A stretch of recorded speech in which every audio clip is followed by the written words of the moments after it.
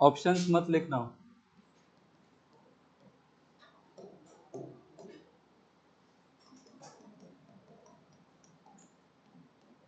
26 का ही क्वेश्चन है ये, इसी साल का।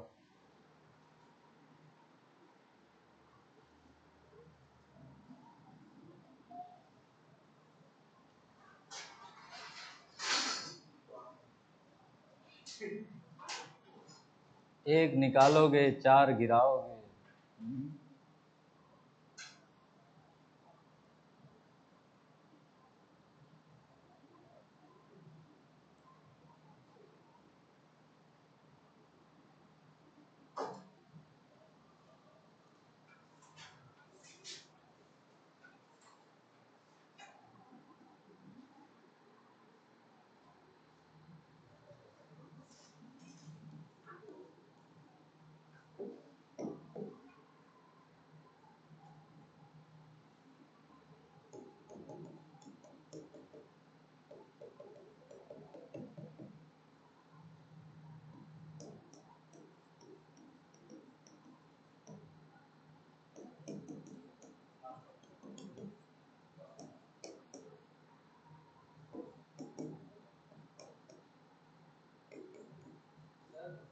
जी,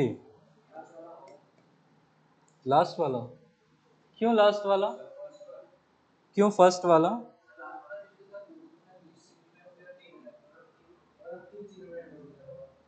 आप क्या कैलकुलेट कर रहे हो? सिग्निफिकेंट फिगर्स कहाँ देखते हैं? मल्टीप्लिकेशन या डिवीजन में? एडिशन सब्ट्रैक्शन में क्या चेक करते हैं? Decimal place. बिना पेन चलाए सॉल्व कर सकते थे। इसमें कितना डेसिमल प्लेस है? 2। इसमें कितना डेसिमल प्लेस है? 1। और इसमें कितना है? रूल क्या कहता है? लिस्ट होना चाहिए।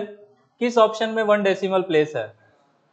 वही आंसर हो जाता। आया समझ में? तो आपको ऐड वैड भी नहीं करना है, अब डायरेक्ट रूल के हिसाब से सॉल्व करो। So the answer should contain 1 decimal place, और उसकी वजह से क्या हो जाएगा? वो फर्स्ट ऑप्शन।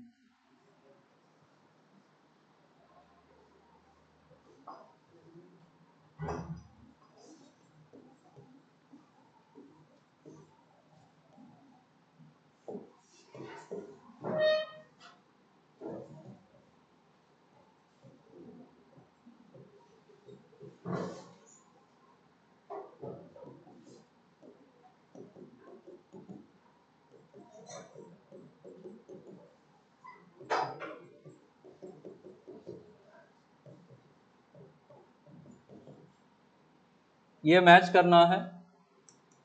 ये भी 26 का ही क्वेश्चन है।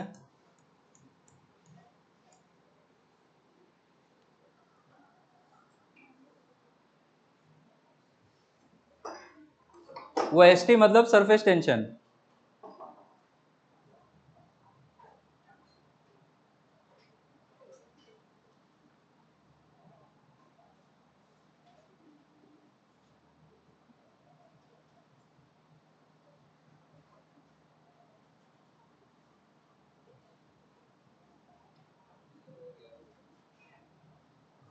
किसका क्या मैच होगा? बी का 2, ठीक है। सी का फर्स्ट 4, वो तो वर्क है एनर्जी का, प्रेशर से कैसे मैच होगा? प्रेशर 1 होगा।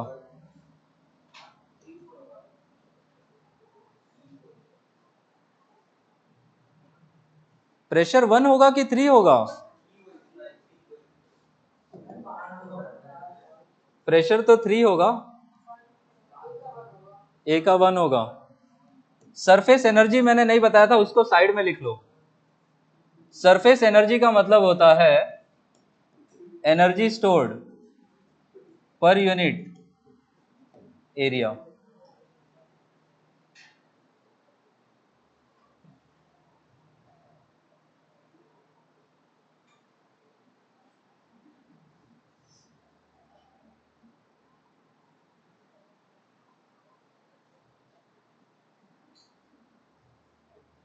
तो सरफेस एनर्जी का भी किसी और से ही मैच होना चाहिए।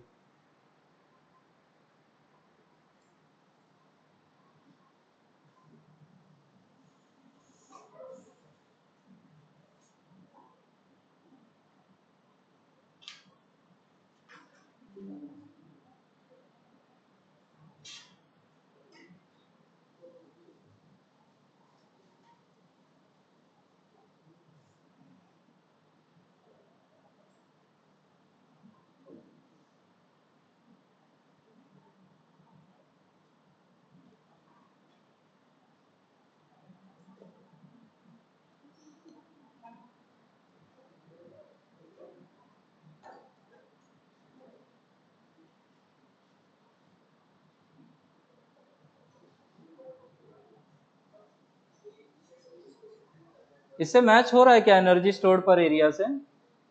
कौन सा ऑप्शन जा रहा है? 4, ठीक है।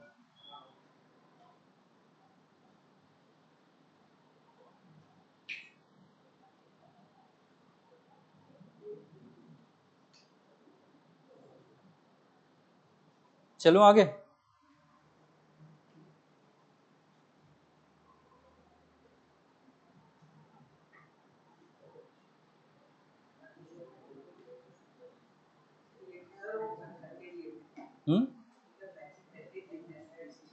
नहीं नहीं, वो दोनों ऑप्शंस दिया था, आपको मैच करना था।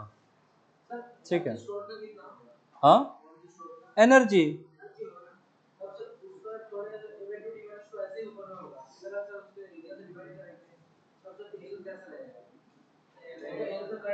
एक फॉर्मूला इसका ये भी होता है, ये पढ़ोगे आप सरफेस टेंशन में, एक बार जरा इससे निकालना। तो सरफेस एनर्जी का एक ये फॉर्मूला होता है T into delta A, surface tension into delta A, ये है चेंज इन एरिया। एक बार जरा इससे चेक करो तो क्या मैच हो रहा है। तो सरफेस टेंशन का कितना हो जाएगा?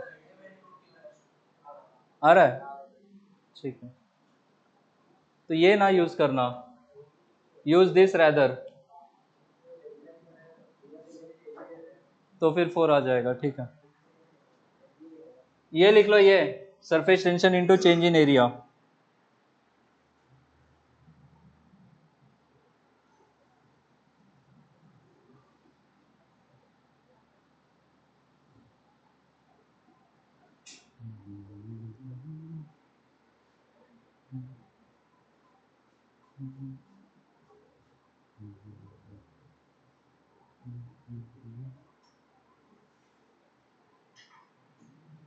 नेक्स्ट क्वेश्चन है, थोड़ा लंबा जाएगा।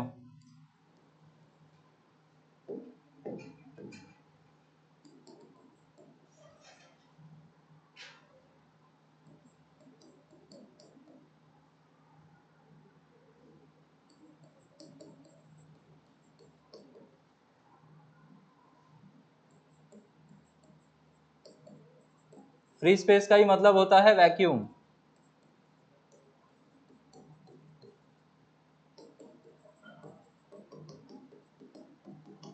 परमिटिविटी मतलब फील्ड को अलाउ करना कि रेस्ट्रिक्ट करना? रेस्ट्रिक्ट करना। अलाउ करने वाला कौन सा प्रॉपर्टी था? परमिएबिलिटी।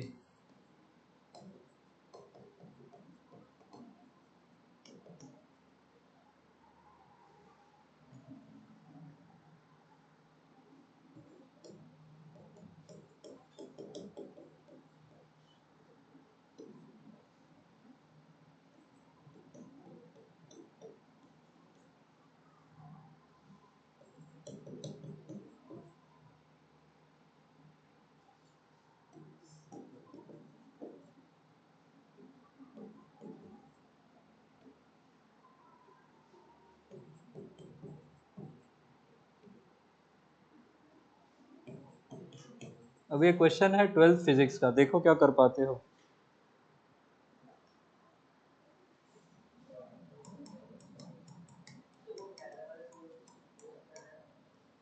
क्या एप्सिलॉन पढ़ते हैं इसको?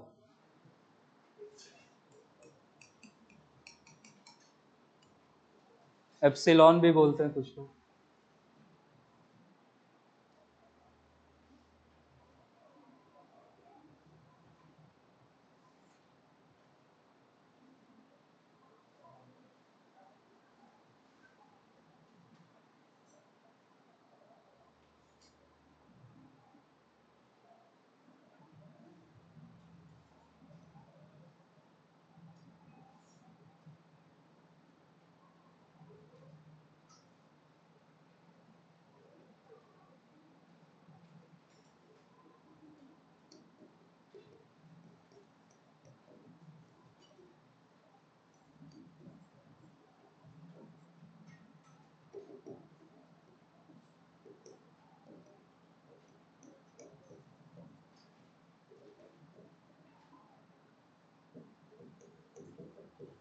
एप्सिलॉन यहां से निकालना। इलेक्ट्रिक फील्ड के लिए आप फॉर्मूला यूज करोगे F by Q. F is the force और क्यू होगा चार्ज।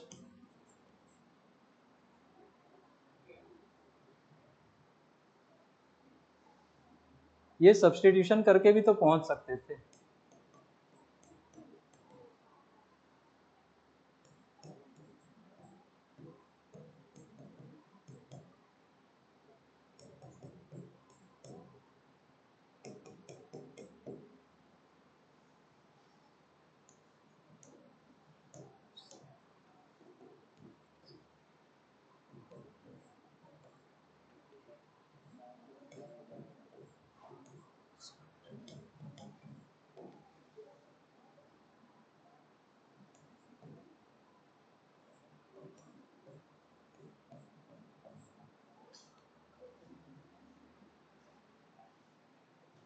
क्या हो जाएगा फिर आंसर?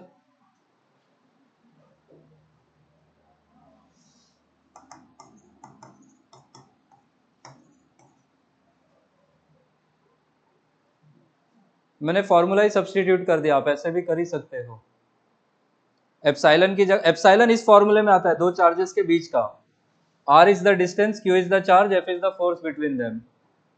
4 पाई कांस्टेंट है तो वो डायमेंशन लेस होगा, तो Q square by F R square epsilon की जगह पे रखा और E की जगह पे हमने एफ बाई क्यू रखा और 1/t से मल्टीप्लाई करा। उसको सॉल्व करेंगे तो a बाय एल स्क्वायर आएगा जो कि होगा ampere per metre square.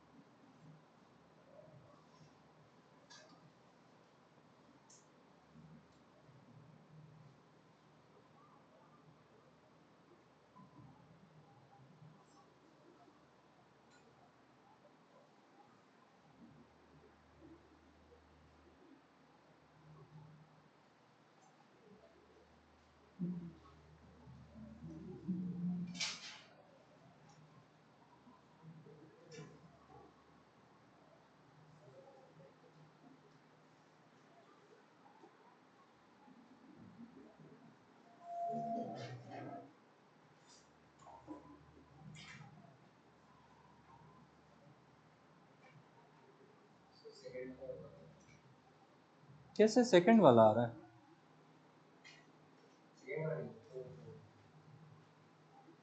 Third नहीं आएगा एम्पियर पर मीटर स्क्वायर, नीचे तो एल स्क्वायर है ना,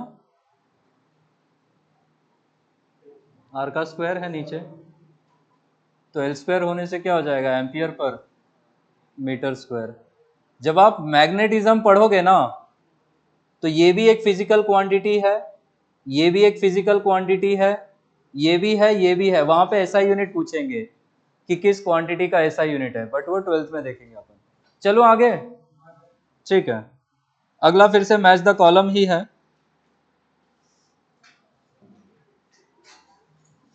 सारे पहले 26 का ही क्वेश्चन करवा रहा हूं ताकि आपको पता हो क्या पूछ रहे हैं।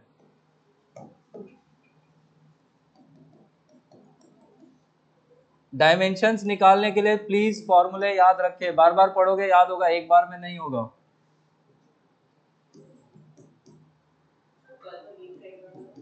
जी देखो होप साई है, क्या करते कितना डुबाते हैं।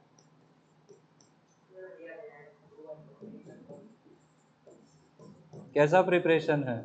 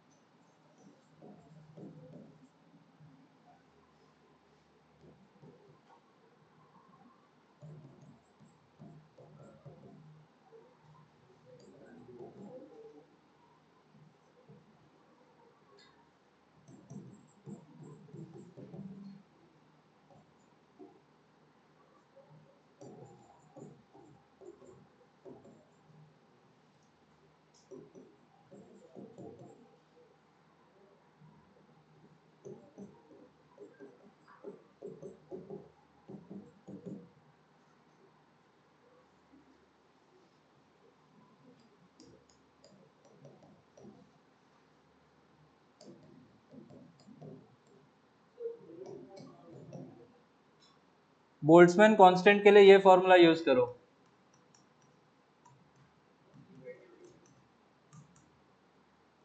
Where E is the energy,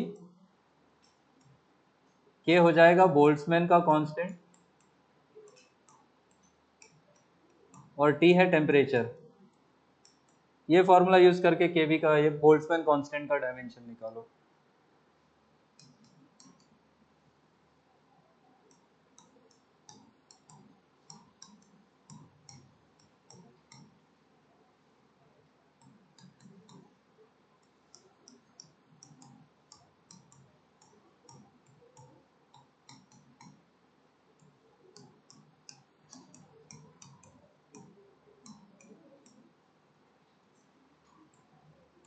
please options नहीं लिखना आप लोग।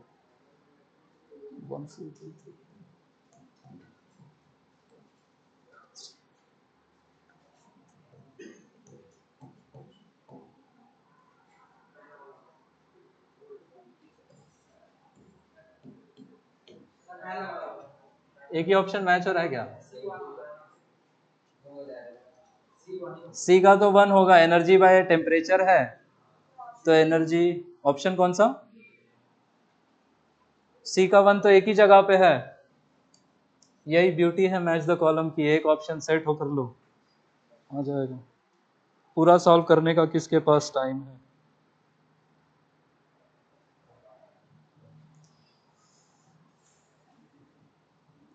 इंडक्टिव रिएक्टेंस क्या होता है? अच्छा फॉर्मूले बताओ किसके लिए क्या फॉर्मूला यूज करेंगे, एटलीस्ट फॉर्मूला लिखे जाओ। स्प्रिंग कांस्टेंट के लिए के से डिनोट करते हैं, थर्मल कंडक्टिविटी भी के से डिनोट होता है, ये भी के से होता है, और ये एक्सएल से होता है। स्प्रिंग कांस्टेंट के लिए फॉर्मूला क्या यूज करते हैं? F bye x. एक्स क्या होता है? इलोंगेशन, ठीक है। एफ है फोर्स, एक्स है इलोंगेशन। थर्मल कंडक्टिविटी के लिए क्या फॉर्मूला यूज करने बताया था? Q by T is equal to K into A into delta T by X. ये फॉर्मूले में जो के है वो थर्मल कंडक्टिविटी है। क्यों क्या होता है? थर्मल मतलब हीट, हीट में क्यू आएगा तो वो क्या होगा? एनर्जी। इलेक्ट्रिसिटी में क्यू आएगा तो वो चार्ज होगा। बट थर्मल की बात हो रही, मतलब हम हीट की बात कर रहे हैं। क्यू एनर्जी, टी टाइम, ए एरिया, डेल्टा टी टेम्परेचर और एक्स हो जाएगा लेंथ। बोल्ट्जमैन कांस्टेंट के लिए ये फॉर्मूला यूज करोगे। इंडक्टिव रिएक्टेंस के लिए ये लिख लो बस अभी।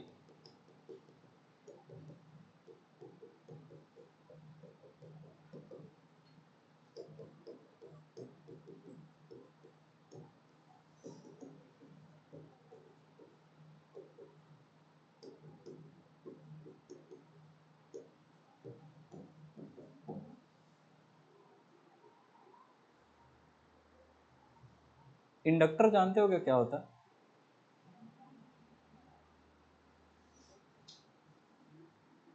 वो ट्यूबलाइट देखा है क्या आप लोगों की पीढ़ी ने, जो ऐसा लुप लुप करके स्टार्ट होता था? उसमें जो एक साइड में चीज लगी होती थी, चोक बोलते थे जिसको, चोक कॉइल, वही होता है इंडक्टर। ठीक है। एसी का मतलब होगा यहाँ पे ऑल्टरनेटिंग करंट, ये वाला नहीं जो चल रहा है। It is the opposition provided by the inductor to the flow of alternating current. और कहानी का कंक्लूजन ये है कि सिंस करंट को जो ऑपोजिशन प्रोवाइड करते हैं उसी को क्या बोलते हैं हम लोग? क्या? रेजिस्टेंस। तो इसका भी डायमेंशन किसके बराबर आएगा? रेजिस्टेंस। कौन सा रेजिस्टेंस? दो रेजिस्टेंस पढ़ा है, थर्मल और इलेक्ट्रिकल। इलेक्ट्रिकल। तो डायमेंशनली ये भी रेजिस्टेंस के बराबर आएगा, वो लिख लो।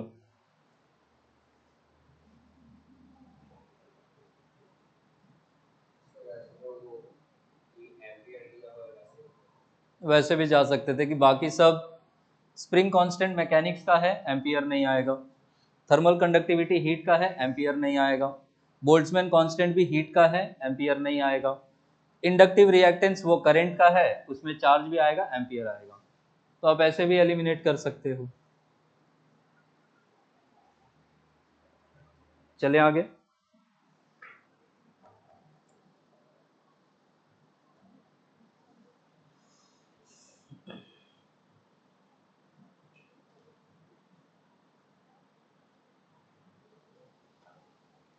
लिखिए अगला क्वेश्चन, डिक्टेट कर रहा हूं मैं।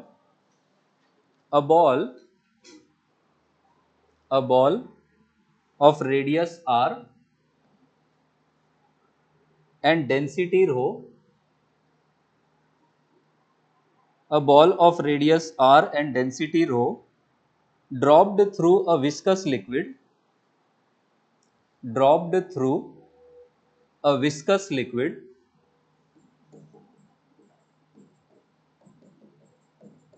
dropped through a viscous liquid of density sigma and viscosity eta attains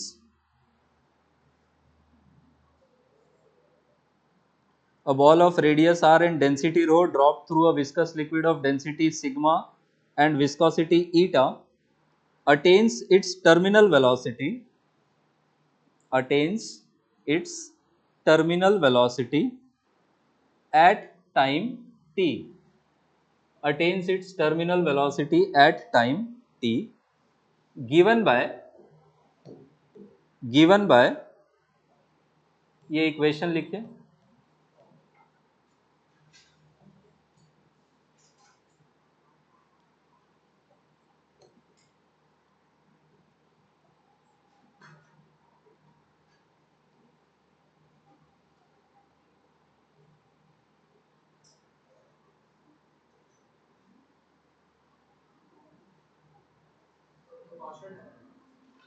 इसके आगे ये इक्वेशन लिखने के बाद लिखना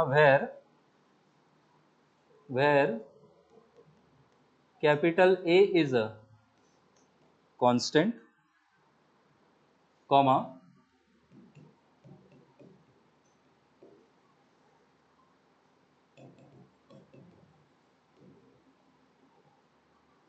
ABCD इंटीजर्स हैं, कैपिटल ए कांस्टेंट है, आपसे पूछा है देन द वैल्यू ऑफ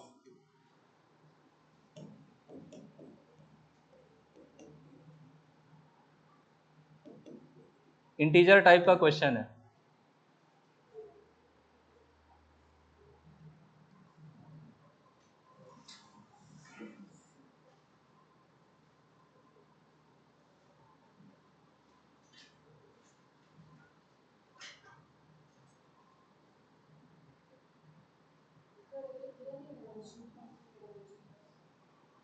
वो डायमेंशनलेस कांस्टेंट ही मान के चलेंगे यहाँ पे, अगर सिर्फ कांस्टेंट बोल दिया है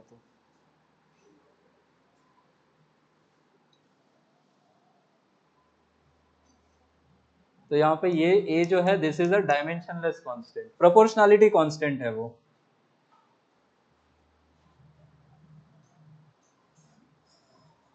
सभी टर्म्स का डायमेंशन लिख के एबीसी का वैल्यू, एबीसीडी का वैल्यू निकालो।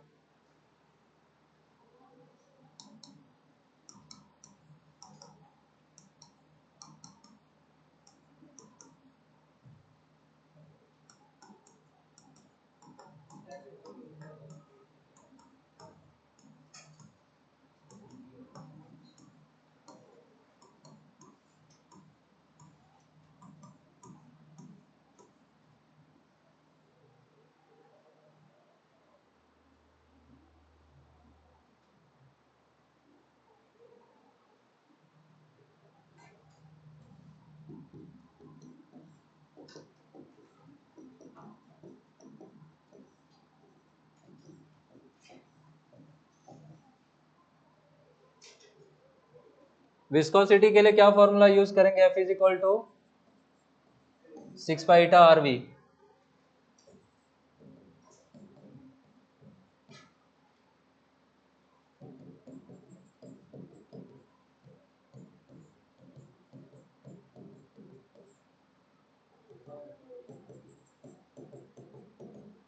ऐसा कुछ आ रहा है क्या ईटा का?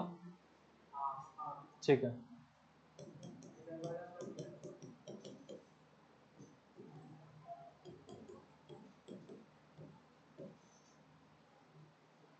solve this for ABCD।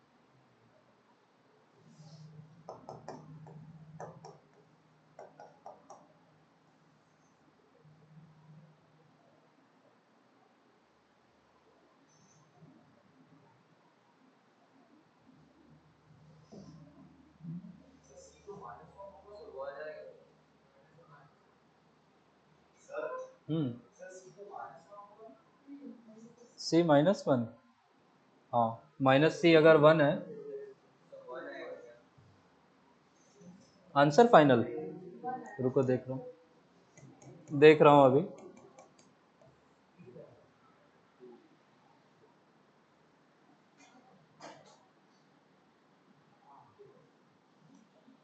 क्या बात है, बढ़िया, नाइस। क्या चीज? हाँ, A+D भी +1 होगा, फिर 1 आएगा, फाइनल आंसर 1 है। तो जिनका बनाया बहुत बढ़िया, जिनका नहीं आया कैलकुलेशन मिस्टेक से बचो।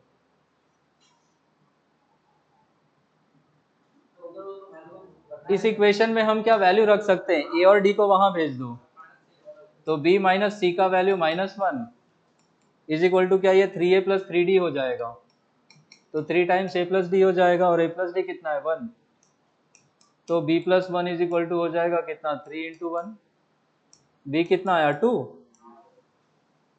a का भी वैल्यू बता दो, a कितना आया फिर, a और d अलग अलग नहीं आएगा, क्यों a और d अलग अलग नहीं आएगा, क्योंकि दोनों टर्म्स क्या रिप्रेजेंट कर रहे हैं, डेंसिटी, तो आप a और d को इंडिविजुअली नहीं निकाल पाओगे, ठीक है, ठीक है। आपसे पूछा भी वैसे था b plus C upon a plus D, a plus D 1 ले लो, वहां से b प्लस सी मिल जाता, ठीक है, सीख लिया आपने।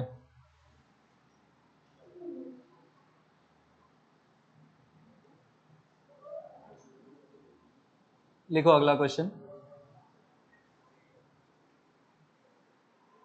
Consider consider modified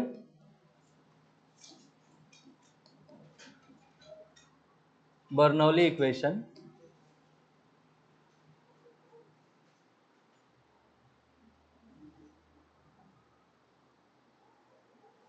consider a modified Bernoulli equation, equation कुछ ऐसा है,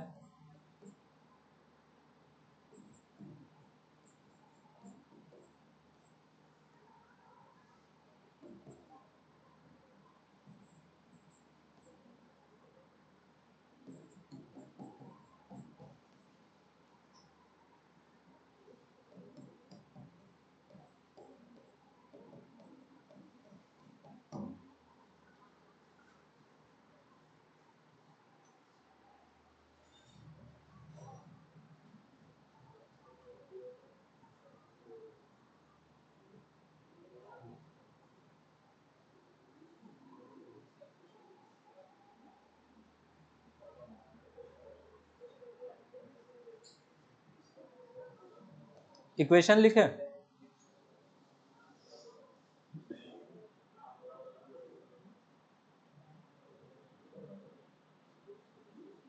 इसके आगे लिखिए, if t has the dimension of time, if t has the dimension of time, then dimensions of a and b are, बोला है कि इस पूरे इक्वेशन में अगर t टाइम रिप्रेजेंट कर रहा है, तो पूछा है आपसे कि a का डायमेंशन कितना, b का डायमेंशन कितना,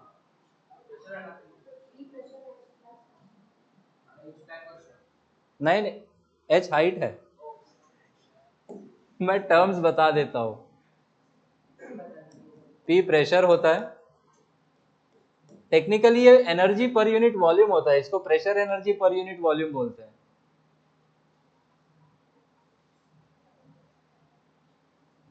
लिख देता हूं मैं टर्म, ये जो p plus A by B T square है, ये रिप्रेजेंट करता है pressure energy per unit volume, pressure भूल जाना, एनर्जी पर यूनिट वॉल्यूम है, ये जो rho G into H plus B into T होता है, ये रिप्रेजेंट करता है potential energy per unit volume, और जो लास्ट टर्म है हाफ रो वी स्क्वायर, ये हाफ एम वी स्क्वायर की जगह जैसा दिखता है, तो इसको हम लिखते हैं this is kinetic energy per unit volume, ये टर्म्स हैं, इनका सम कांस्टेंट उनको भी 1 ले लेना, पता नहीं इन्होंने 1 लिया है कि नहीं, एक बार ट्राई करो तो,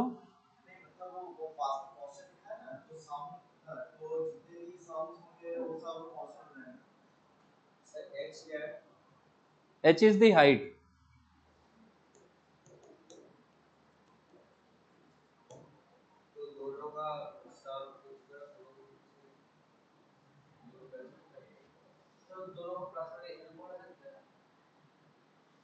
रुक जाओ, मैं देखूं इन्होंने क्या करा है।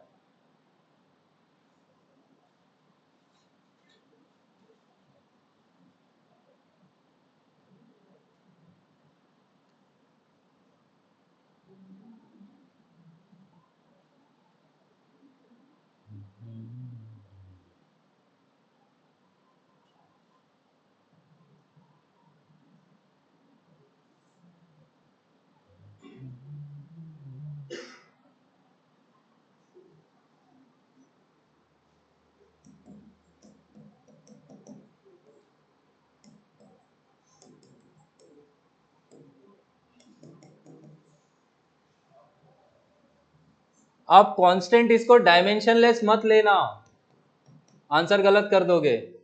आपको ये यूज करना है कि ये तीनों ही टर्म्स क्या रिप्रेजेंट करते हैं, एनर्जी पर यूनिट वॉल्यूम। तो तीनों का डायमेंशन, आप ये जो कांस्टेंट है ये किसका डायमेंशन लेगा,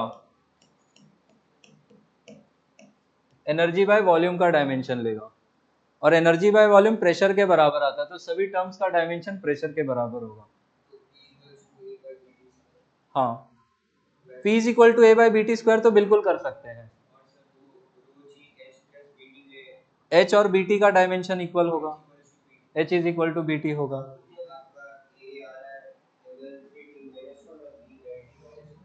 ए कितना आया,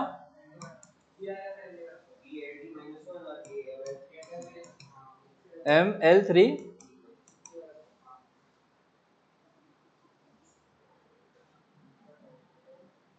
LT माइनस 1 M, इन्होंने L0 लिया है, ए का डायमेंशन है MT माइनस 1।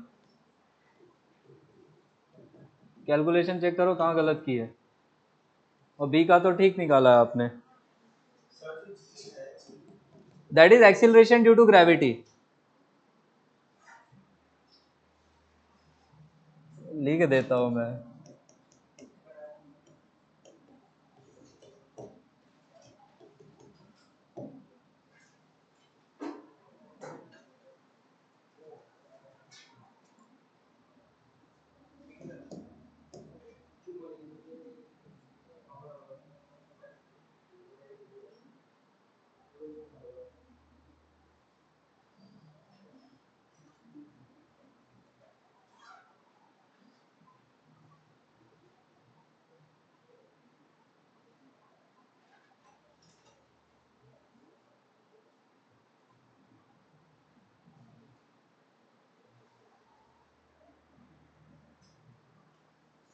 आ गया आंसर, ठीक है। सॉल्व करने का जरूरत है क्या मेरे को, नहीं होगा तो बोल देना, मैं कर दूंगा सॉल्व।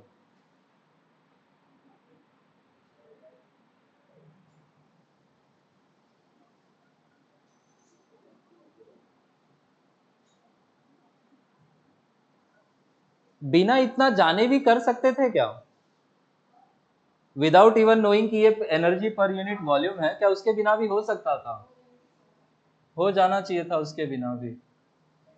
होमोजिनिटी से क्या क्या इक्वल करते हैं हम लोग, इस ब्रैकेट में क्या क्या ऐड हो रहा है, पी का डायमेंशन इक्वल होता किसके, ए अपॉन बी टी स्क्वायर के, और यहां पे होमोजिनिटी लगाते तो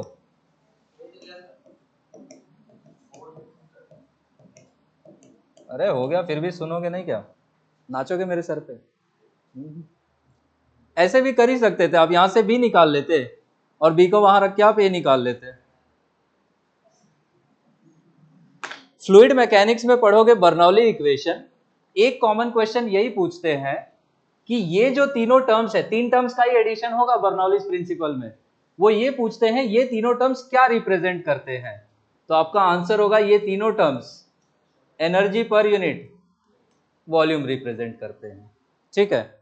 स्टेटमेंट ये है, the sum of pressure energy per unit volume, potential energy per unit volume and kinetic energy per unit volume constant रहता है। यही उनका स्टेटमेंट है। अभी स्टेटमेंट वगैरह लिखना नहीं है आपको, हाँ बाद में पढ़ाऊंगा ना। इसका डेरिवेशन बहुत कॉमनली पूछते हैं स्कूल एग्जाम्स में, बड़ा सा डेरिवेशन है, आपको वो रटना पड़ेगा। ना स्कूल डेरिवेशन ही करवाएगा, सारे नहीं करवाएगा, बट कुछ करवाएंगे वो लोग।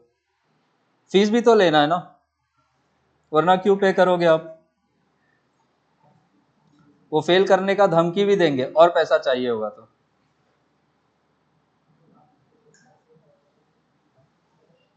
जीवन में बहुत पैसा बनाना होगा तो स्कूल खोलना है ना। हॉस्पिटल में थोड़ा अंदर से आत्मा कचोटेगी, स्कूल में नहीं।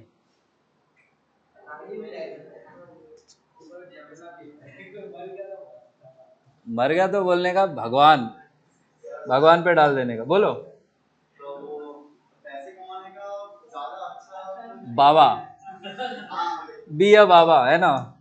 नहीं, पर हड़प में लोगों को लड़ा कर विधायक बन जाओ, विधायक। एक बीएचयू में ना कोर्स है, वो सुपरस्टिशन वाला कोर्स है, ऐसा तंत्र विद्या वाला, भूत वाला। हाँ हाँ, भूत वाला कोर्स है, उसको पढ़ना। हाँ, मैं उधर से ही आता हूँ, सो आई नो। उधर यही सब चल रहा है, उधर पढ़े लिखे लोग ज्यादा मान रहे हैं ये सब।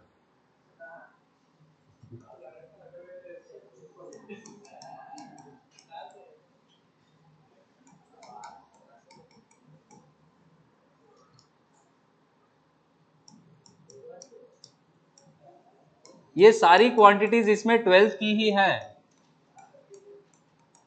करो, 12वीं का वेट करेंगे तो 1 साल रुकना पड़ेगा।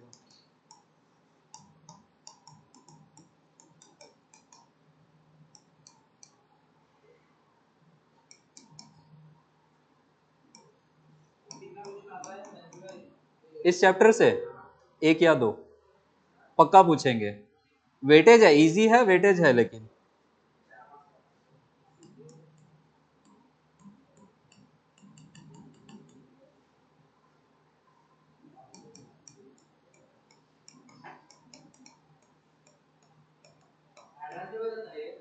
हम्म।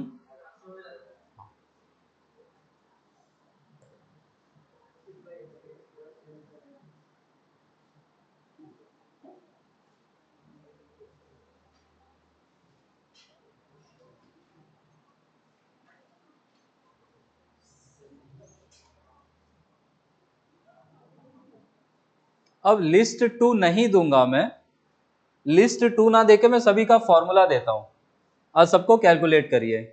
मैग्नेटिक इंडक्शन मैग्नेटिक फील्ड का ही दूसरा नाम है। तो मैग्नेटिक इंडक्शन का मतलब क्या होता है? Magnetic field. और बी के लिए हमने फॉर्मूला क्या लिखवाया था आपको? F upon I into L. F is equal to B I L, formula पढ़ा आपने 10th में, वहां से B is equal to F by I L use करोगे। एफ क्या है? आई करंट, एल लेंथ, यहां से बी का फॉर्मूला मिल जाएगा। मैग्नेटिक फ्लक्स होता है, ये करवाया होगा, नॉट श्योर दो, बी इंटू ए। बी है मैग्नेटिक फील्ड, बी यही वाला चीज है, and A is the area. Magnetic permeability mu naught. Mu naught निकालने के लिए आप फॉर्मूला ये यूज करना।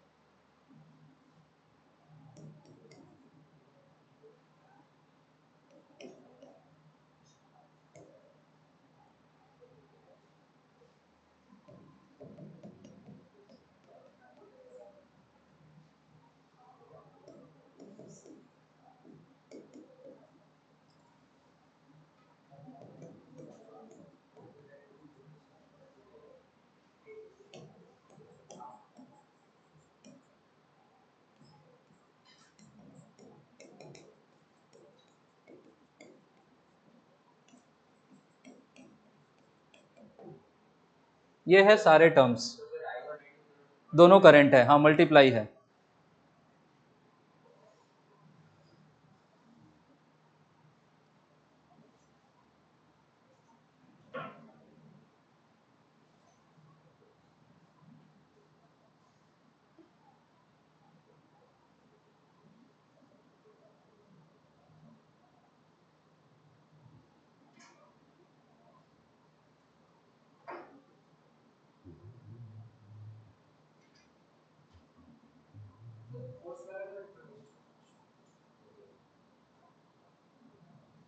हो गया।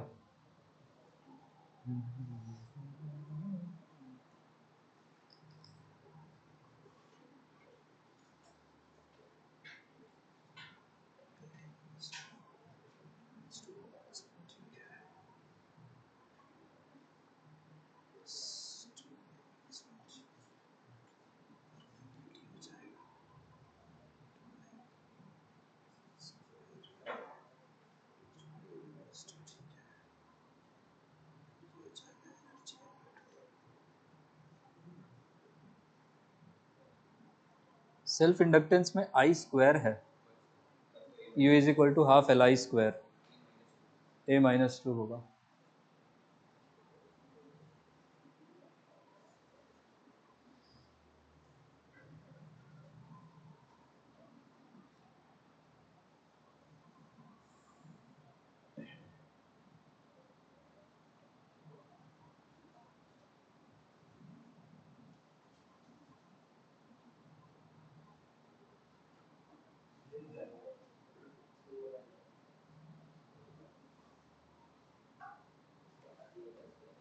दिमाग आ गया आंसर?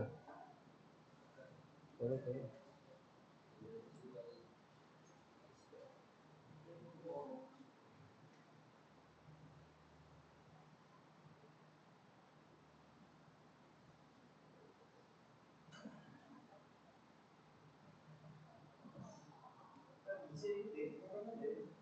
किस में? म्यू में? Mu not I one I two by two pi D. Mu naught सिर्फ लिखना है तो डी को यहाँ भेज देंगे, तो ऊपर में क्या हो जाएगा, एफ इंटू डी। ये टू पाई कैसा होगा, डायमेंशनलेस, और नीचे में क्या आ जाएगा फिर?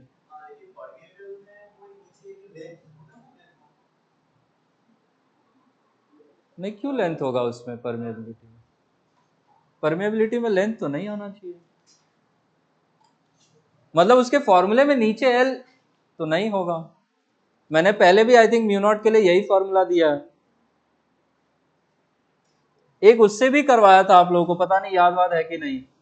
u by V is equal to B square by two mu naught, यहां से भी कर सकते थे, तो म्यू नॉट हो जाता B square V by U, जहां पे ये होता है energy and this would have been volume, वो बी हो जाता मैग्नेटिक फील्ड।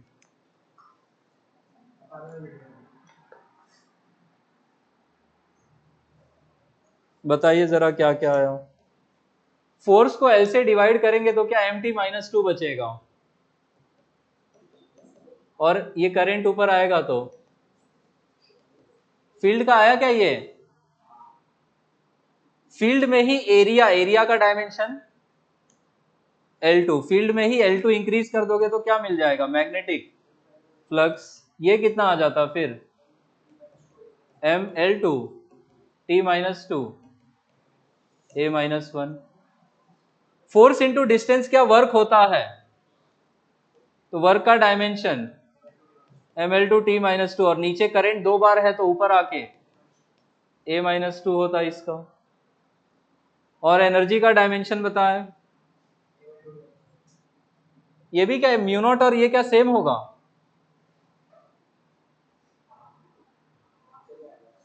म्यू नॉट और एल सेम होना चाहिए, क्योंकि वो भी एनर्जी बाय दो बार करंट है, ये भी एनर्जी बाय दो बार करंट है।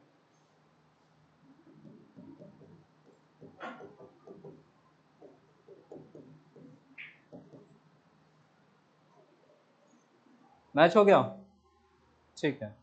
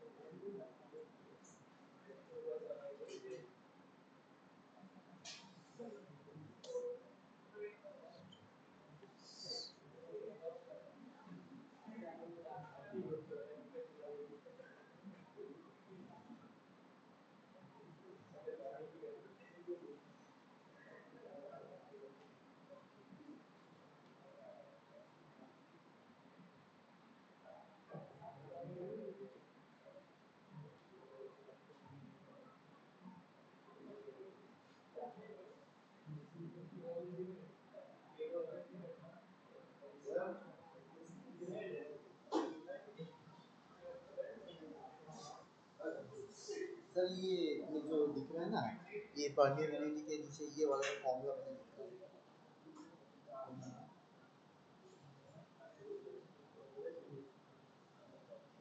बुक में दिया हुआ था ठीक कह रहे हो, ये F/L होता था। अरे यहाँ सुनो, एक गड़बड़ हुआ है। ये फोर्स पर यूनिट लेंथ होता है, जो जल्दबाजी में सिर्फ F लिख दिया था, ये F/L होगा। तो क्या चेंज हो जाएगा, म्यू नॉट में एक L से डिवाइड करना होगा।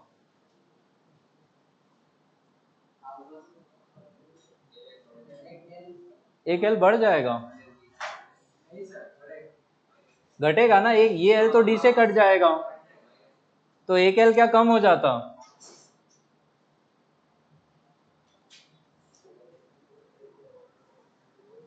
Thank you.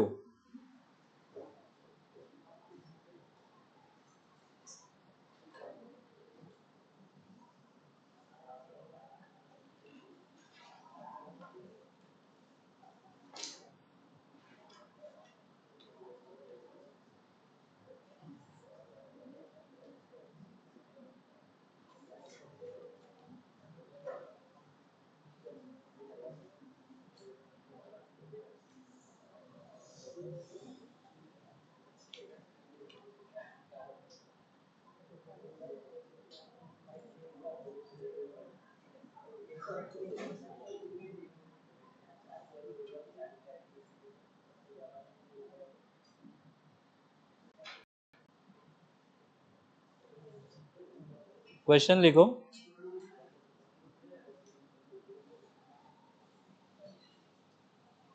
संडे वाले बैच में एरर कैलकुलेशन कहाँ तक पहुंचा था, जरा ये बताओ तो।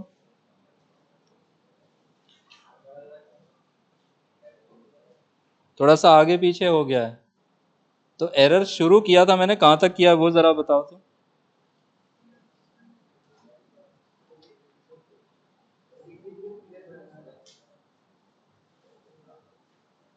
एरर शुरू नहीं हुआ है, ठीक है।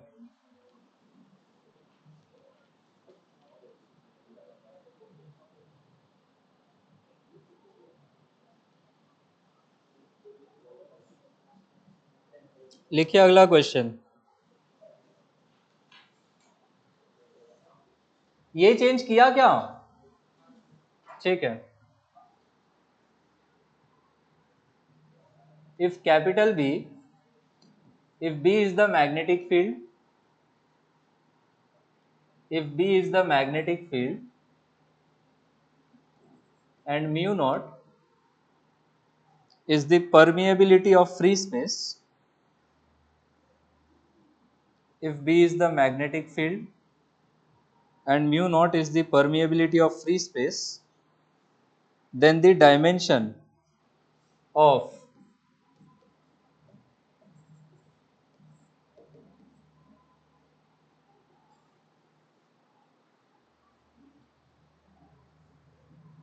B by mu naught का डायमेंशन पूछा आपसे।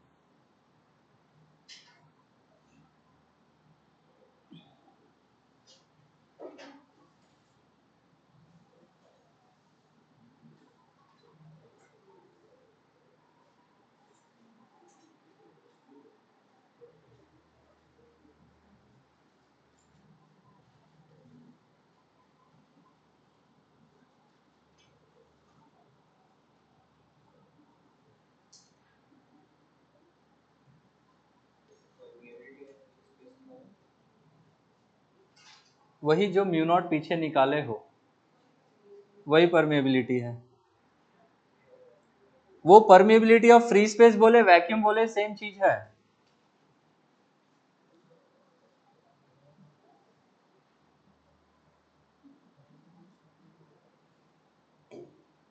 ये जो म्यू नॉट निकाला है ना, यही वाला, यही है परमेबिलिटी ऑफ फ्री स्पेस, जिसमें गड़बड़ी हुई थी। आपके पास डायरेक्ट वैल्यूज है, यूज ही कर लो। बी भी है, म्यू नॉट भी है, डिवाइड कर दो, ओरल ही बता दो। AL-1।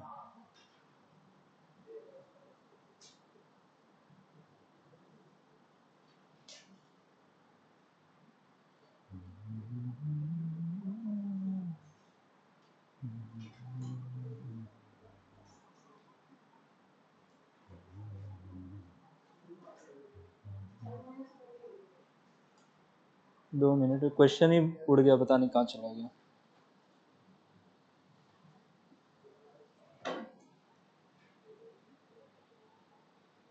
कितना आया? ठीक है।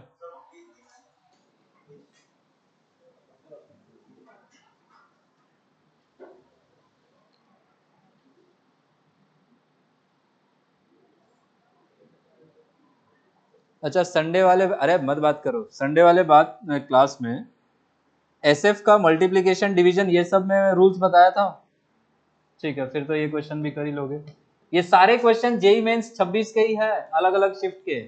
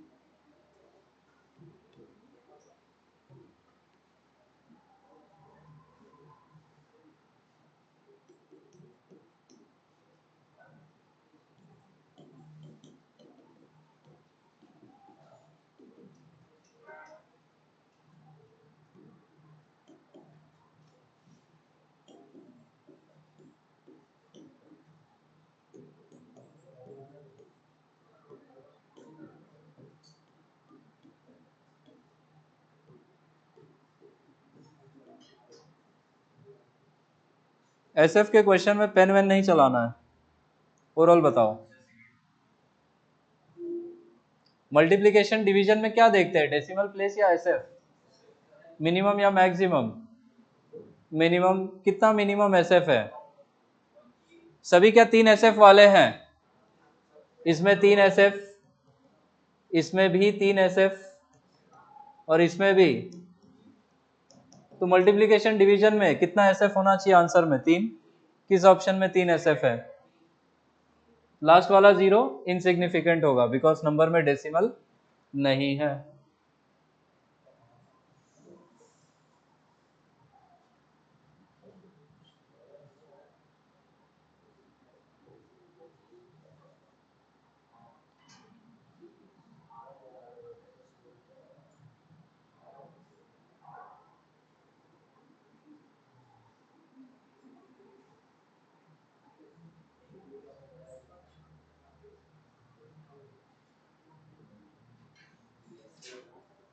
चले आगे।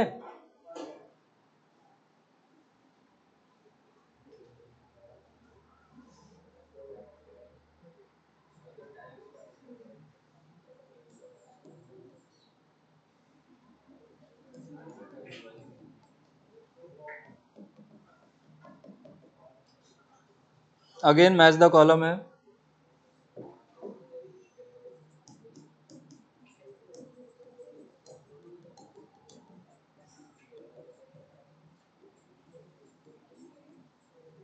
फ्री स्पेस मतलब वैक्यूम।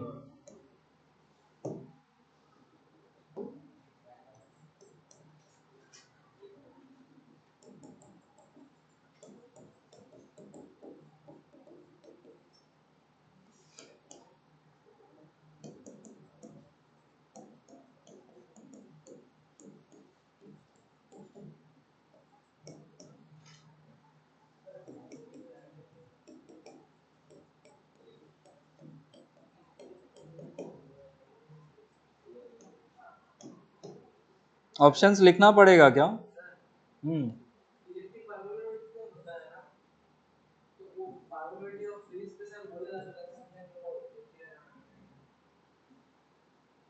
सिर्फ परमिएबिलिटी परमिएबिलिटी लिखा तो मैग्नेटिक परमिएबिलिटी ही बोलेंगे, ठीक है। इलेक्ट्रिक बताना होगा तो वो इलेक्ट्रिक वर्ड यूज करेंगे, बट मेजॉरिटी में आपके पास मैग्नेटिक परमिएबिलिटी ही पूछी जाती है। टॉर्शनल कांस्टेंट बता रहा हूं अभी।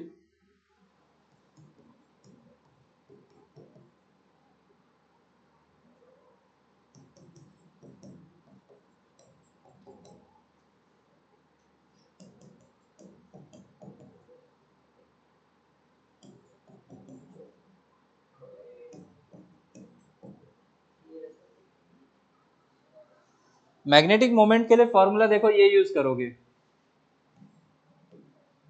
N इंटू आई इंटू ए।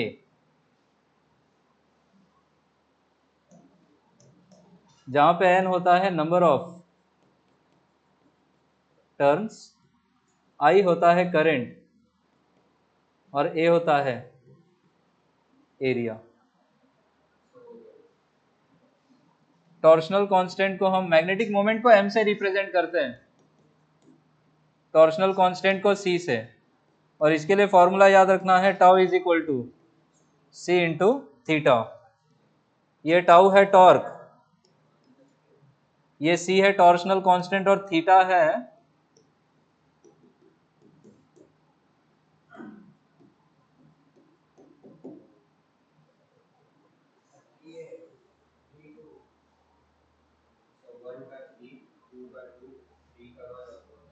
वन का 3, 2 का 2, 4 का 4 कैसे आएगा?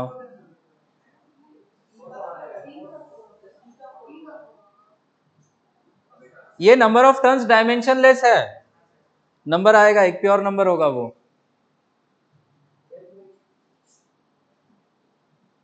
तो L2A तो इसका डायमेंशन हो जाएगा C का।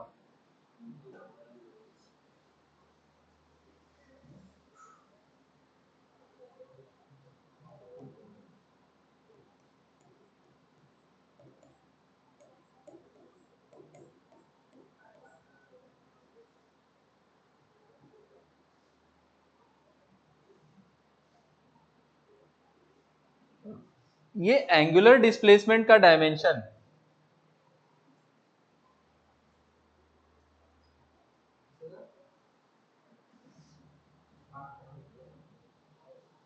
उसका डायमेंशन कितना लिखवाया है नोट्स में? Angular displacement, angular velocity, angular acceleration तीनों लिखवाया था।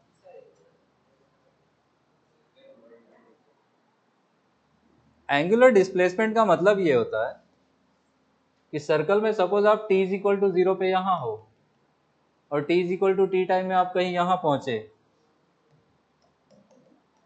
तो ये जो आप एंगल घूमे हो, दिस इज दी। अब याद ये रखना है कि एंगुलर डिस्प्लेसमेंट होता है एक प्लेन एंगल, और प्लेन एंगल्स कैसे होते हैं, इसलिए यहां पे ये थीटा डायमेंशनलेस होगा और C का डायमेंशन किसके बराबर आ जाएगा? टॉर्क। और टॉर्क का डायमेंशन किसके इक्वल होता है? एनर्जी और वर्क। तो D का होता ऑप्शन 1। म्यू नॉट का कितना आया था? A-2 A-1, कौन सा वाला? A-2। मैग्नेटिक फील्ड A-1 वाला आया होगा। और टॉर्शनल कांस्टेंट का, उसका तो हो गया, मैग्नेटिक मोमेंट का ये हो जाता। तो हमारा फाइनल आंसर क्या होता? 1 का कितना होता? 3, 2 का होता 2, 3 का होता 4 और 4 का होता 1। ये आपका चॉइस होता।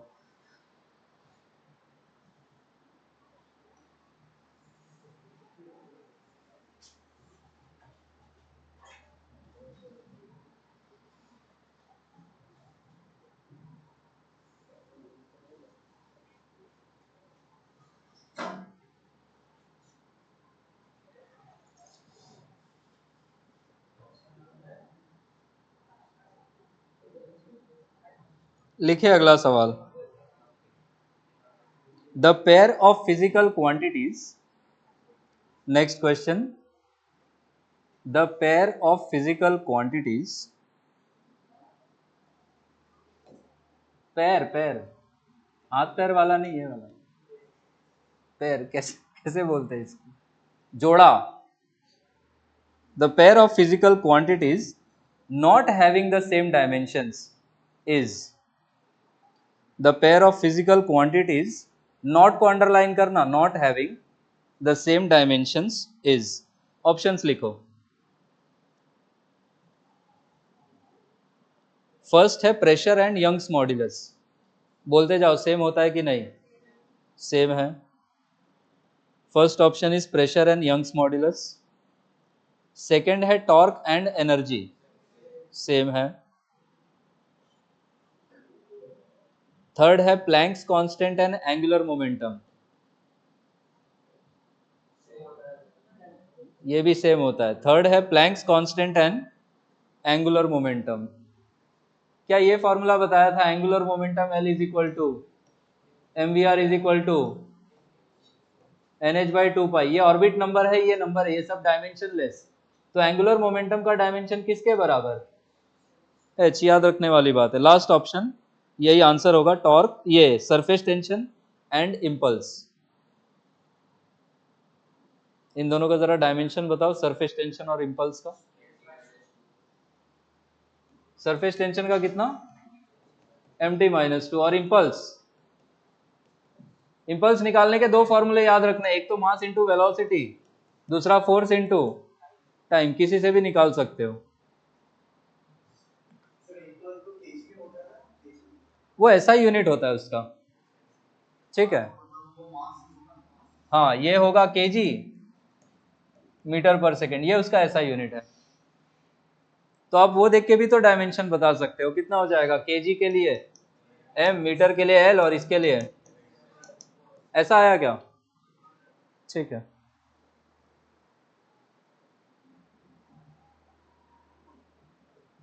इंपल्स को ही आगे चेंज इन मोमेंटम पढ़ोगे।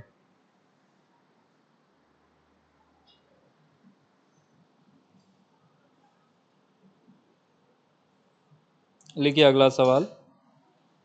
कितना क्वेश्चन हो गया, किसी ने नंबरिंग किया क्या स्टार्टिंग से, कितना पहुंचा, 10-12 हुआ, ज्यादा हो जाना चाहिए वैसे तो, 10, इतनी देर में बस 10, ठीक है।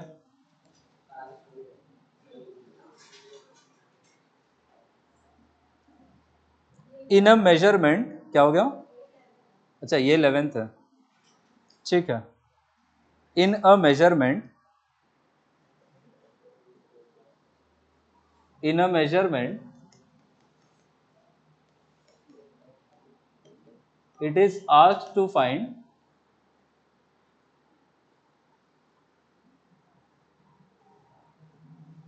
it is asked to find modulus of elasticity per unit torque,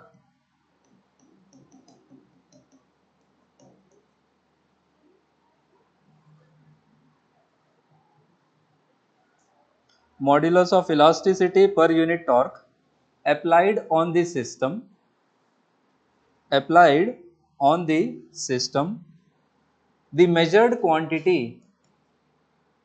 has dimensions,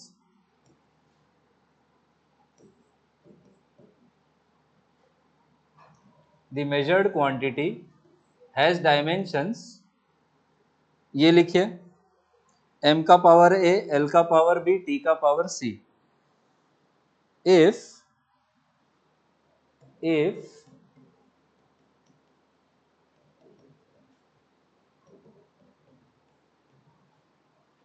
बोला है कि अगर b का वैल्यू -3 है तो c का वैल्यू बताए कितना होगा।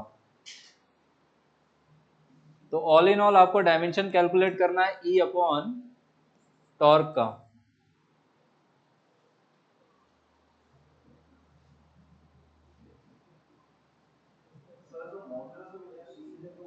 प्रेशर के बराबर।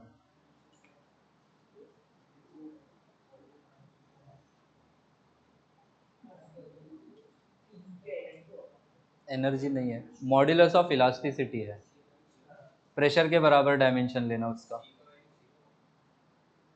सी का वैल्यू 0, देखो ऑप्शंस क्या दिया है,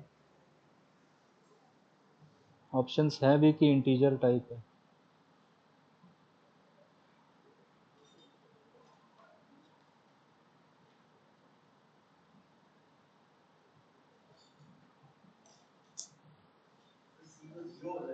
जीरो हो रहा है,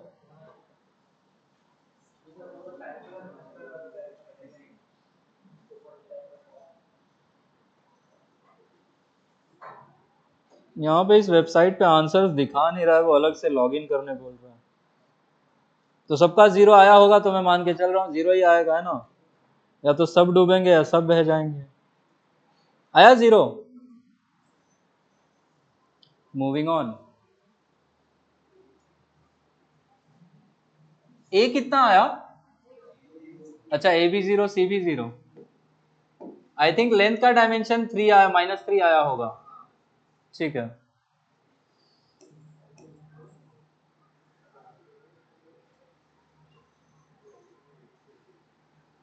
लिखिए question, the expression given below, the expression given below shows the variation, the expression given below shows the variation of velocity with time, shows the variation of velocity with time, ये function लिखें।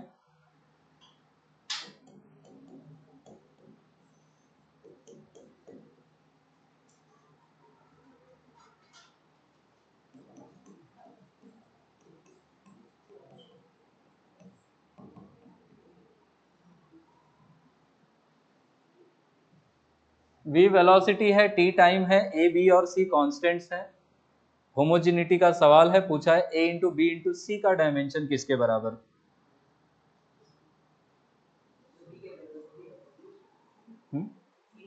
हाँ v velocity है, v velocity है, t time है।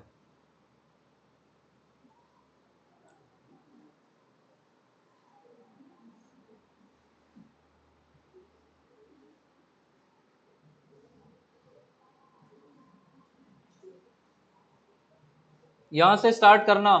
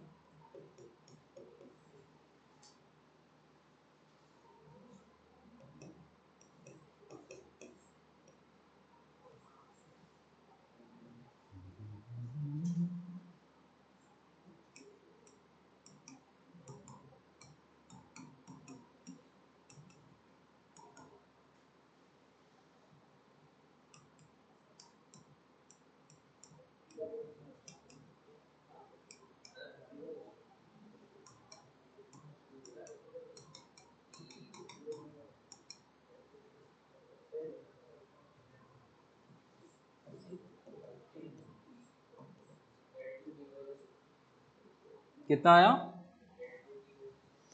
L2 t-2, confirm करें जरा इसको, t-1,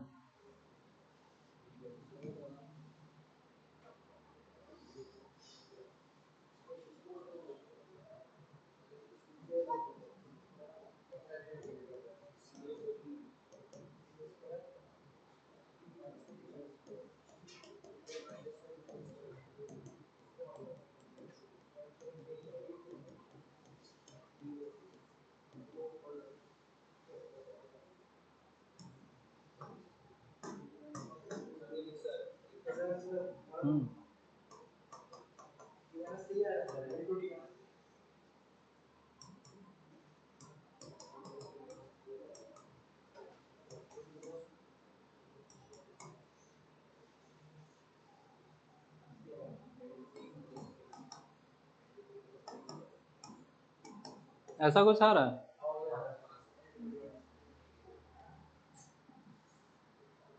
तो m0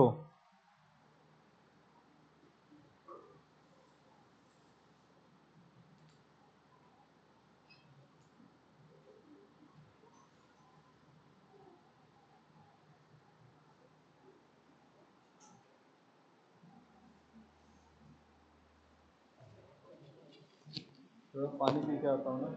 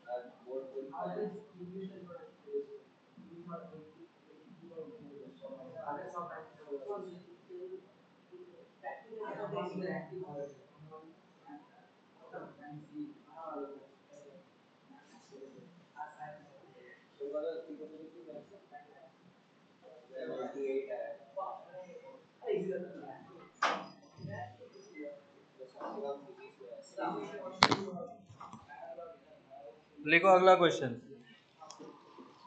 the position of a particle the position of a particle moving on the x axis, the position of a particle moving on the x axis is given by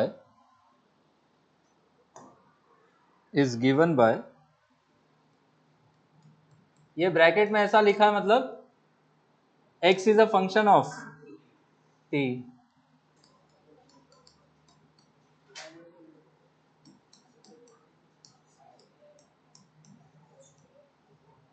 a sin t plus b cos square t plus c t square plus d। जहां पे t is the time. x क्या है, x का dimension क्या लोगे, l position है। आपसे question में पूछा है द डायमेंशन ऑफ, कितना होगा?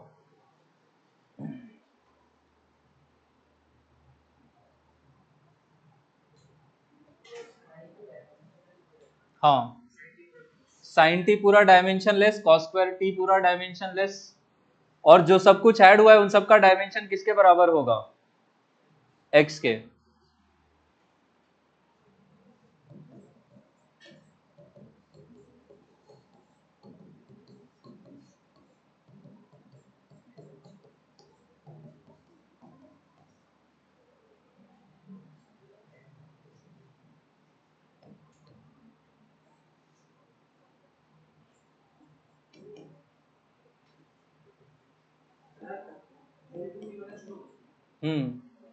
L2t-2 आना चाहिए।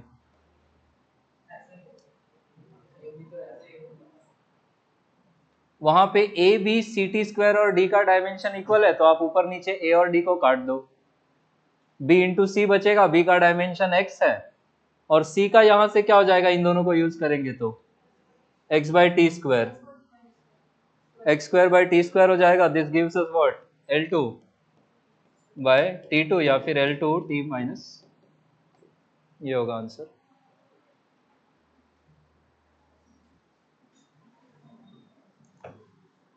यार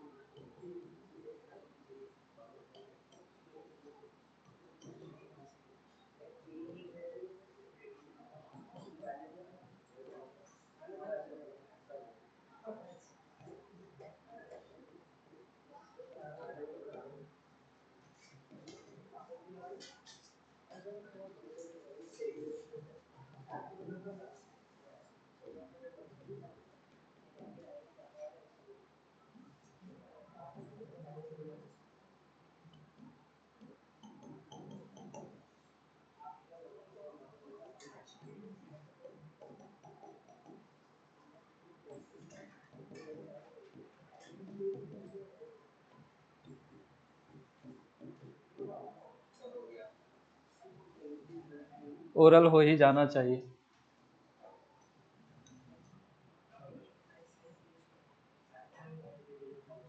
कौन किससे मैच किए, 2 का 4, ठीक है।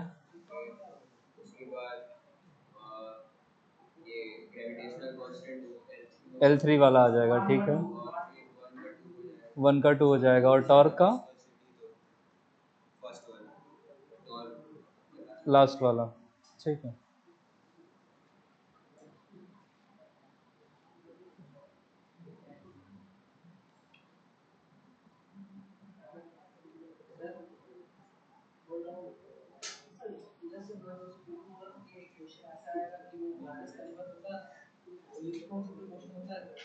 वर्नियर कैलिपर अभी एरर खत्म हो जाएगा तो पढ़ाऊंगा मैं। Vernier caliper, screw gauge, 2 measuring instruments पढ़ने हैं आपको। आईसीएससी में होगा 9th में। एक्सपेरिमेंट करवाएंगे अभी स्कूल में वो लोग इसका।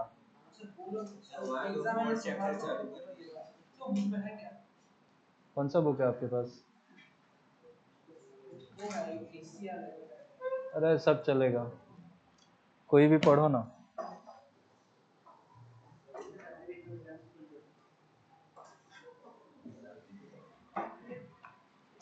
पढ़ पाओगे खुद से, बता तो मैं दूंगा किधर है। पढ़ना पड़ेगा, पढ़ना तो पड़ेगा। ऑप्शन क्या है, बात कर रहे हो? फोर्थ मतलब क्या, एनएलएम वगैरह क्या? ये उससे आते हैं सिर्फ वो सीबीसी वाला साइट होता है, वहाँ पे सीबीसी दिया रहता है ना, तो उस टॉपिक का रिलेटेड गूगल से कुछ पढ़ा देते हैं, टिक टिक मार के चल जाते हैं, बोलते हैं हो गया, थर्ड चैप्टर हो गया, खत्म। शायद मंडे से कोई सर मैंने एब्सेंट पढ़ा स्कूल में, जो जो किया तो रिलेटेड कर रहा था,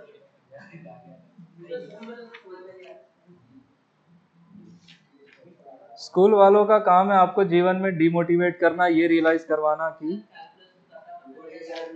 जून को एग्जाम है, उसमें तीनों चैप्टर दे रहे हैं फिजिक्स का, पहला तीनों 50 मार्क्स का टेस्ट है। पहला 3 मतलब कहाँ तक, वेक्टर की 2D तक? नहीं 2D 2D हो जाएगा तब तक 2D क्लास में भी। बोलिए।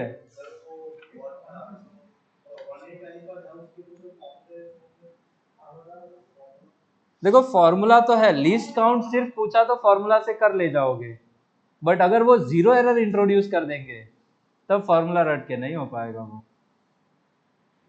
बेटर ये होगा आप YouTube पे 10-10 मिनट का 3 अलग अलग टीचर्स का वीडियो देख लो, तीनों मिला के एक अंडरस्टैंडिंग बन ही जाएगा। एक ही वीडियो 3 बार मत देखना, 3 बार डाउट आएगा। 3 अलग अलग टीचर्स का एक बार देखो, या तो समझ ही जाओगे, या फिर ये समझ जाओगे कि छोड़ देना इसको। एक तो डिस्काउंट एग्जाम में एक क्वेश्चन दिया है, खबर आया है कि एमसीला में दिया है कि एक दिया है क्वेश्चन, इजी है, बहुत मुश्किल नहीं है, इजी है बहुत।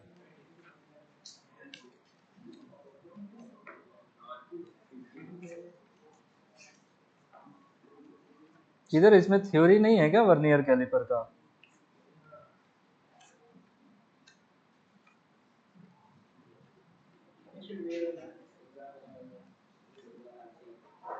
कब है एग्जाम फिजिक्स का? मंगलवार को। सोमवार से स्टार्ट था सर, कैंसिल हो गया, मैंने सिर्फ पूरा ही कैंसिल हो गया, पूरा नहीं किया है ये एग्जाम कैसे हमारा फाइनल पैटर्न से गए, बहुत स्कूल्स में तो पोस्टपोन भी कर दिया उन्होंने। सब हो गया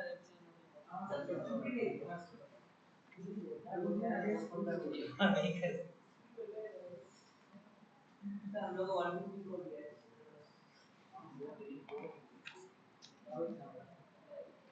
ये आपके ये बुक में तो थ्योरी दिया ही नहीं है कहीं, सीधे क्वेश्चन ही दे दिया है।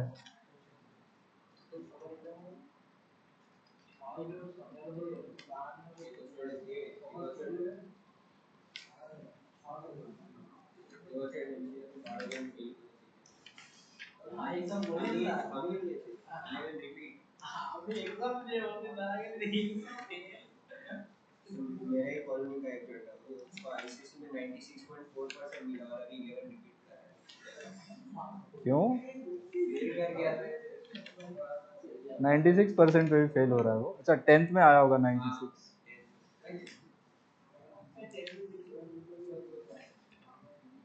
बट आईसीएसई 10th में अगर उसका 96 आया तो सीबीएसई 11th में क्यों उसको रिपीट करना पड़ेगा यार?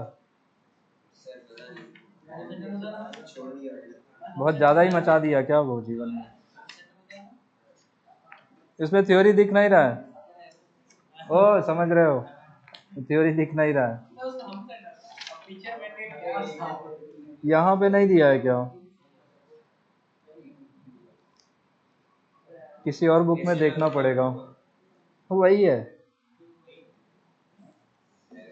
डीसी पांडे है मेरे पास, एक बार मैसेज करना, मैं भेजूंगा उसमें से काट के।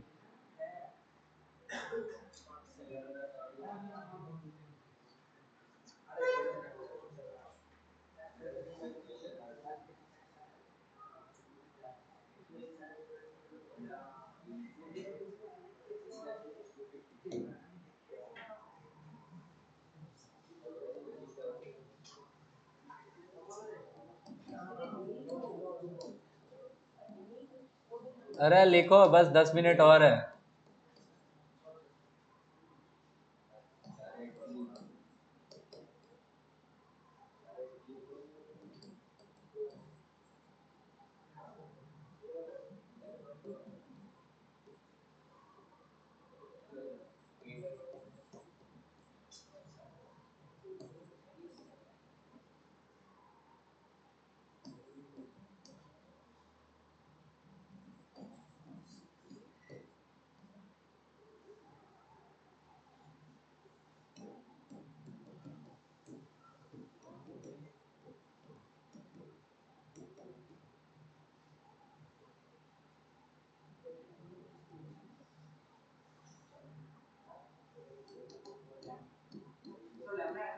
जी, दोनों में डिनोमिनेटर लैम्बडा ही है वेवलेंथ। पूछा है which of the following is incorrect. मैं ऑप्शंस लिख देता हूं।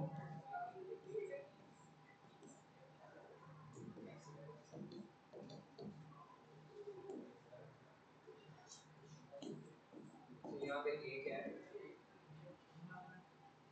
ए होता है एम्पलीट्यूड, वाई होता है डिस्प्लेसमेंट। अच्छा, बाकी कुछ तो दिया भी नहीं ना, रुको मैं बता रहा हूँ टर्म्स। ये आपके 11th के लास्ट चैप्टर का क्वेश्चन है।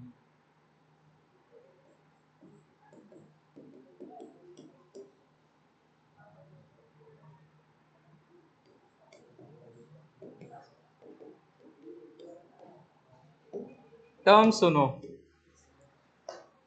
y को हम कहते हैं y is the displacement, a होता है एम्पलीट्यूड। एम्पलीट्यूड का मतलब मैक्सिमम डिस्टेंस कितना जाओगे आगे। ये लैम्बडा है वेवलेंथ, ये x होना चाहिए position along x direction, t होना चाहिए टाइम।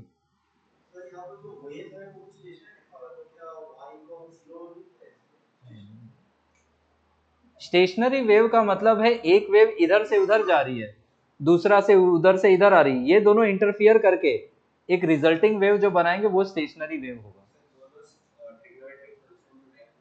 हाँ, y का a आ जाएगा। आर्ग्यूमेंट्स डायमेंशनलेस करो, यहां आर्ग्यूमेंट डायमेंशनलेस करोगे तो आपको x मिल जाएगा, यहां करोगे तो n और t मिल जाएगा। तो इसको डायमेंशनलेस कीजिए, इसको भी डायमेंशनलेस कीजिए। और आपको इनकरेक्ट वाला पूछा है उन्होंने, करेक्ट पूछ देंगे तो वो जेई एडवांस का क्वेश्चन हो जाएगा, मल्टीपल ऑप्शंस करेक्ट।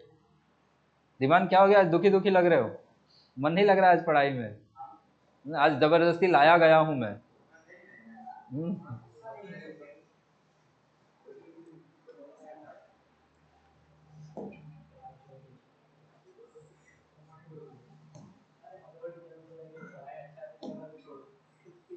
क्या पढ़ाई अच्छा नहीं लगेगा तो? इस देश में पढ़ाई छोड़ने का एक ही ऑप्शन है, घर पे बहुत पैसा हो, अंधा पैसा हो तो मत पढ़ो, है ना, खरीद लो सब। क्या होगा first? N by lambda T incorrect, बाकी सब करेक्ट है। एक्स हो जाएगा एल, ठीक है, ये करेक्ट है। तो x is equal to L, N into T भी तो एल होगा।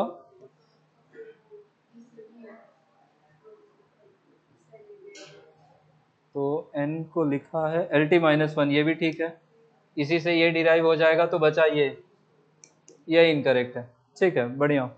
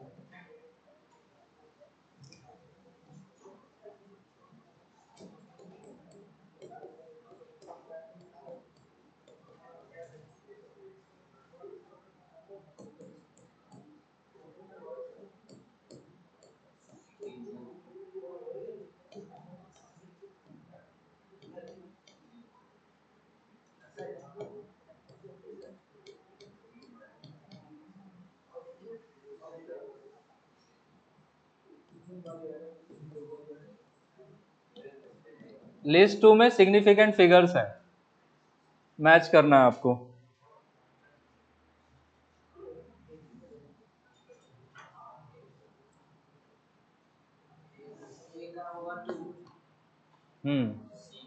SF बता दो मुझे किसमें कितना है।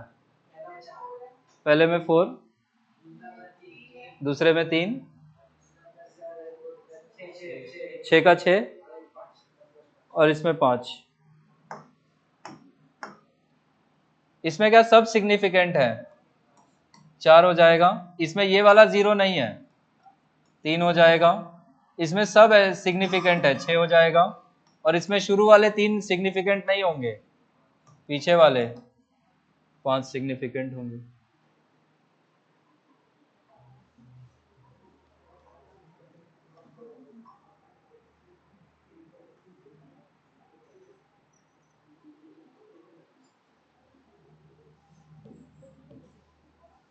नेक्स्ट क्वेश्चन है, 2 स्टेटमेंट्स है, लास्ट क्वेश्चन होगा आज का। अरे काय का थैंक यू, पहले लिखो तो। आपका बस चले तो घुसते ही बोलोगे थैंक यू, निकल अभी, हो गया। Given below are 2 statements.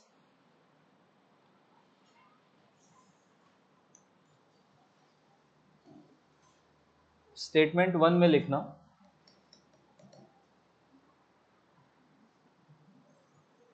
Planck's constant and angular momentum have same dimensions.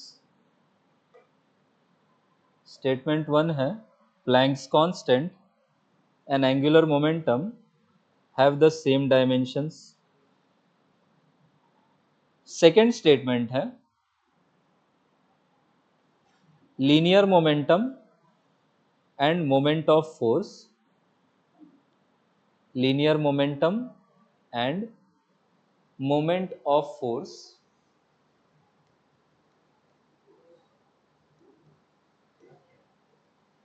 have the same dimensions. Linear momentum and moment of force have the same dimensions. आपको बताना है कौन सा करेक्ट है, कौन सा इनकरेक्ट है। ये मोमेंट ऑफ फोर्स मतलब टॉर्क, तो मोमेंट ऑफ फोर्स कभी वर्ड यूज करे तो कंफ्यूज नहीं होना है, टॉर्क समझ लेना है उसको, टॉर्क का ही दूसरा नाम है वो। ठीक है, जाओ, this is it for today.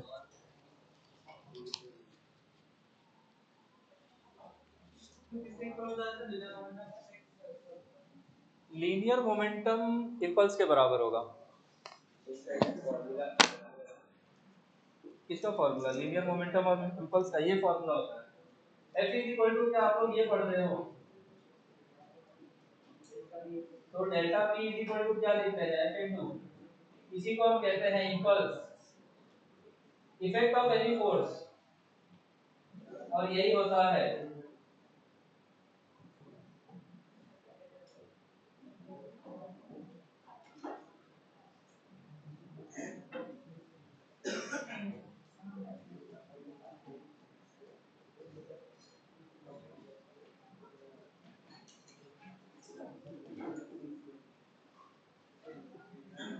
तो कोई फोर्स F t टाइम के लिए एक्ट करेगा तो बॉडी का मोमेंटम चेंज करेगा, इसी को इंपल्स मोमेंटम थ्योरम भी बोलते हैं। आगे एलएलएम में पढ़ेंगे हम लोग।